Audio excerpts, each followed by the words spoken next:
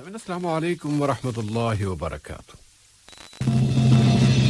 Radio قطر آپ سے مخاطب ہے۔ سیف الرحمان سے آج کا دوسرا نشریہ سماعت فرمائیے۔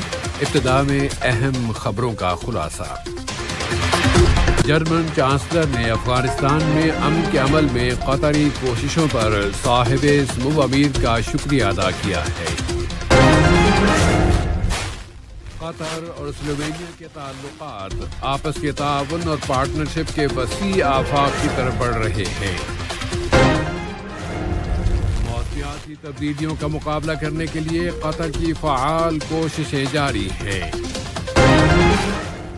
اور سوڈان میں نئی حکومت کے قیام کا امکان ہے۔ اہم خبروں کا خلاصہ اور اب پیش خدمت ہے ریڈیو قطر سے آج کا دوسرا مفصل نشریہ۔ بسم اللہ الرحمن الرحیم۔ صاحب سمو امیر شیخ تمیم بن حمد آل ثانی نے آج دوست ملک وفاقی جمہوریہ جرمنی کی چانسلر ڈاکٹر انجیلا میرکل کی جانب سے ایک ٹیلی فون کال وصول کی۔ اس رابطے میں دونوں ملکوں کے باہمی دوستانہ تعلقات و تعاون اور اسے فروغ دینے کے وسائل کا جائزہ لیا گیا۔ پھر موجودہ علاقائی اور بین الاقوامی حالات پر بھی بات چیت کی گئی ہے۔ جرمن چانسلر نے افغانستان میں امن کی بحالی کے لیے قطر کی کوششوں اور کابل سے سول باشندوں کے انخلا میں مدد پر صاحب سمو امیر کا شکریہ ادا کیا ہے۔ صاحب سمو امیر شیخ تمیم بن حمد آل ثانی نے مملکت ٹونگا کے بادشاہ شاہ ٹوبو ششم کے نام ان کے ملک کے قومی دن کے موقع پر مبارکباد کا برقی پیغام ارسال کیا ہے۔ نائب امیر شیخ عبداللہ بن حمد آل ثانی نے بھی مملکت ٹونگا کے بادشاہ کے نام اس دن کی مناسبت سے مبارکباد کا برقی پیغام روانہ کیا۔ اسی طرح وزیر داخلہ شیخ خالد بن خلیفہ بن عبدالعزیز آل ثانی نے شاہ ٹوبو ششم کے نام ان کے ملک کے قومی دن کے موقع پر مبارکباد کا برقی پیغام ارسال کیا ہے۔ جمہوریہ سلووینیا کے صدر پروٹ باہور نے آج نائب وزیر اعظم و وزیر خارجہ شیخ محمد بن عبد الرحمن آل ثانی کا خیر مقدم کیا۔ اس ملاقات کی ابتدا میں نائب وزیر اعظم و وزیر خارجہ نے صاحب سمو امیر شیخ تمیم بن حمد آل ثانی کی جانب سے جمہوریہ سلووینیا کے صدر کو خیر سگالی کا ایک پیغام پہنچایا، جس میں ان کی صحت و سعادت اور سلووینیا کی حکومت اور عوام کی مزید ترقی و خوشحالی کی تمنا کا اظہار کیا گیا ہے۔ اسی طرح سلووینیا کے صدر نے بھی صاحب سمو امیر کے لیے ان کی صحت و سعادت اور قطر کی مزید ترقی و خوشحالی کی تمناؤں پر مشتمل ایک پیغام نائب وزیر اعظم و وزیر خارجہ کے سپرد کیا۔ آج کی اس ملاقات میں دو طرفہ تعلقات و تعاون، انہیں تمام تر شعبوں میں فروغ دینے کے وسائل اور مشترکہ دلچسپی کے متعدد علاقائی اور بین الاقوامی مسائل کا جائزہ لیا گیا۔ اسی طرح جمہوریہ سلووینیا کے وزیر اعظم جناب یانیز یانشا اور نائب وزیر اعظم و وزیر خارجہ شیخ محمد بن عبد الرحمن آل ثانی کے درمیان ہونے والی ملاقات میں دو طرفہ تعلقات و تعاون، اسے تمام شعبوں میں فروغ دینے کے وسائل اور مشترکہ دلچسپی کے متعدد علاقائی و بین الاقوامی مسائل کا جائزہ لیا گیا۔ نائب وزیر اعظم و وزیر خارجہ سے جمہوریہ سلووینیا کے وزیر داخلہ جناب ایلس ہوئس کی بھی ملاقات ہوئی ہے، جس میں آپس کے تعلقات و تعاون، مختلف شعبوں میں اس تعاون کو فروغ دینے کے وسائل اور بین الاقوامی سطح پر سیکیورٹی کے تازہ ترین حالات پر بات چیت کی گئی۔ بوسنیا کے دارالحکومت سرائیوو میں قطر اور بوسنیا و ہرزیگوئینا کی خارجہ وزارتوں کے درمیان سیاسی مشاورت کا ایک دور ہوا ہے۔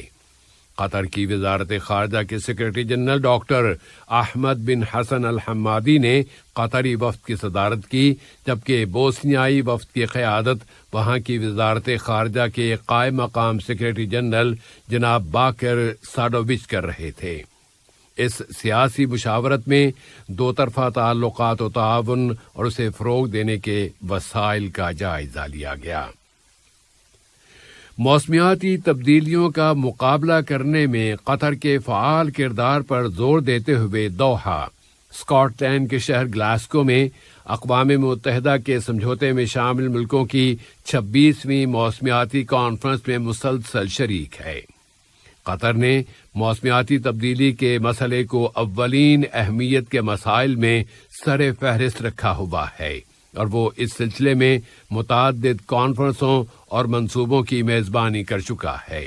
اسی بنا پر وہ علاقے اور پوری دنیا میں دوسروں کے لیے ایک قابل تقلید مثال بن چکا ہے کہ موسمیاتی تبدیلیوں کی منفی اثرات کا مقابلہ کرنے کے لیے کیا کچھ کیا جانا چاہیے۔ اسرائیل مقبوضہ مغربی کنارے اور مشرقی القدس میں بنائی گئی یہودی بستیوں میں ہزاروں نئے رہائشی یونٹ تعمیر کرتا چلا جا رہا ہے، اور اقوام متحدہ اور بین الاقوامی حلقوں کی جانب سے اس کے ان اقدامات کی مذمت کی گئی ہے۔ لبنان کے وزیر اعظم نجیب میقاتی نے اعلان کیا ہے کہ لبنان کی حکومت برادر خلیجی ملکوں کے ساتھ کھلے دل سے بات چیت کرنے اور آپس میں سفارتی تعلقات کی بحالی کے لیے تیار ہے۔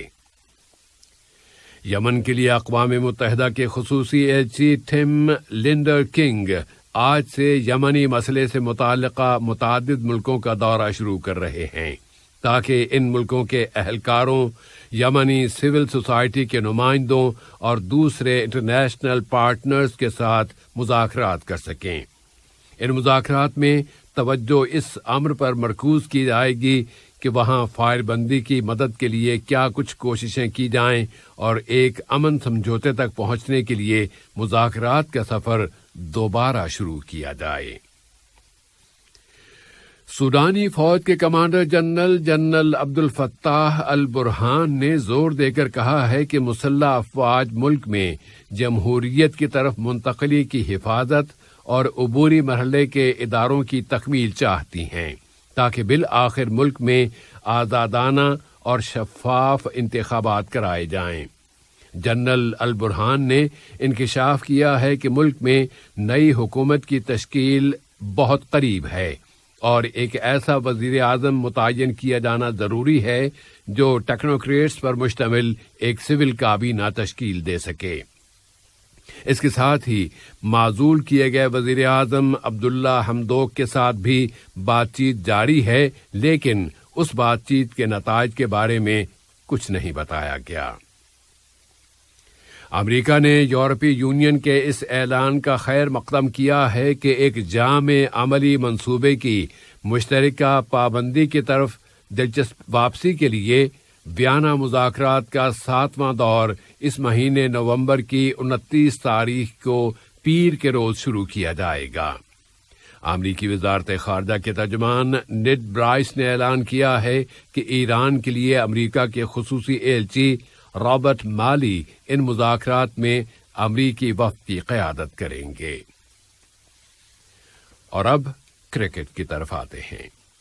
آئی سی سی T20 ورلڈ کپ میں سپر 12 سٹیج کے گروپ 1 میں آج اس وقت ویسٹ انڈیز اور سری لنکا کے درمیان میچ جاری ہے۔ ویسٹ انڈیز نے آج ٹاس جیت کر پہلے فیلڈنگ کرنے کا فیصلہ کیا، اور سری لنکا نے مقررہ 20 اوورز میں 3 وکٹوں کے نقصان پر 189 یعنی 189 رن سکور کیے۔ یہ اور بات کہ سری لنکا کی ٹیم پہلے ہی ایونٹ سے باہر جا چکی ہے، اور ویسٹ انڈیز کو بھی سیمی فائنل کی دوڑ میں شامل ہونے کے لیے اچھے رن ریٹ کے ساتھ یہ میچ جیتنا ضروری ہے، لیکن سری لنکا نے 190 رنز کا ہدف دے کر اچھے رن ریٹ کی خواہش کو زبردست نقصان پہنچا دیا ہے۔ اور T20 ورلڈ کپ کے لیے آج دبئی میں آسٹریلیا اور بنگلہ دیش کے درمیان میچ کھیلا گیا، جس میں آسٹریلیا نے بنگلہ دیش کو 8 وکٹوں سے شکست دے دی۔ آسٹریلیا نے آج ٹاس جیت کر بنگلہ دیش کو پہلے بیٹنگ کرنے کی دعوت دی تھی، لیکن بنگلہ دیش کی ٹیم آسٹریلیا کی ٹیم کو صرف 74 رنز کا ٹارگٹ ہی دے سکی، اور کینگروز نے 7ویں اوور میں 2 وکٹوں کے نقصان پر یہ ہدف پورا کر لیا۔ ایڈم زمبا نے صرف 19 رن دے کر 5 وکٹیں حاصل کی اور وہ مین آف دی میچ قرار پائے۔ آج کے اس نشریے کے اختتام پر اہم خبروں کا خلاصہ ایک مرتبہ پھر۔ جرمن چانسلر نے افغانستان میں امن کے عمل میں قطری کوششوں پر صاحب سمو امیر کا شکریہ ادا کیا ہے۔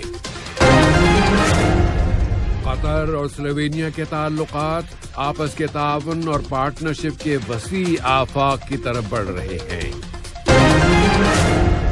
موسمیاتی تبدیلیوں کا مقابلہ کرنے کے لیے قطر کی فعال کوششیں جاری ہیں۔ اور سوڈان میں عنقریب نئی حکومت کے قیام کا امکان ہے۔ ریڈیو قطر سے آج کا دوسرا نشریہ اپنے اختتام کو پہنچا۔ فی امان اللہ۔